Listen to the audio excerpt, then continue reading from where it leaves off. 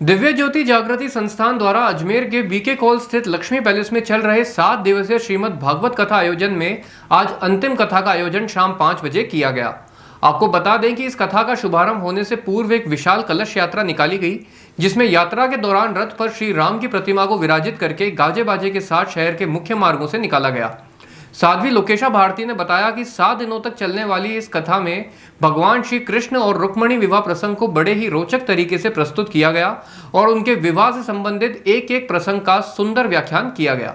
दिव्य ज्योति जागृति संस्थान द्वारा 7 दिवसीय श्रीमद् भागवत कथा ज्ञान यज्ञ जो कि कर्णिका सदन पुष्कर रोड पर चल रहा है, इसका आज 7वां व अंतिम दिवस है।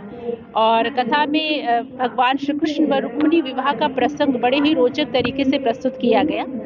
रुक्मिणी जी प्रतीक हैं आत्मा का और भगवान श्री कृष्ण प्रतीक हैं परमात्मा का। एक जीवात्मा पुकार करती है ईश्वर से कि ईश्वर मेरा वरण करे, तो फिर भगवान उसका वरण करते हैं। इसलिए शास्त्रों में कहा गया कि हर जीव के भीतर जो आत्मा है वो ईश्वर का अंश है और हर आत्मा का जो स्रोत है वो परमात्मा है। तो जब एक जीवात्मा ईश्वर के दर्शन की प्यास रखती है, उनको पुकारती है, तो भगवान अवश्य ही संतों के महापुरुषों के रूप में आकर उसको सद्मार्ग प्रदान करते हैं। शास्त्रों में कहा गया, बिनु सत्संग विवेक न होए, राम कृपा बिन सुलभ न सोए। बिना सत्संग के विवेक की प्राप्ति नहीं हो सकती और राम की कृपा के बिना सत्संग नहीं मिल सकता। सत्संग का मतलब होता है, सत मतलब ईश्वर और संग मतलब उसका साक्षात्कार। ईश्वर का साक्षात्कार कर लेना ही सत्संग है और गुरु कृपा से ईश्वर का दर्शन घट के भीतर ही होता है।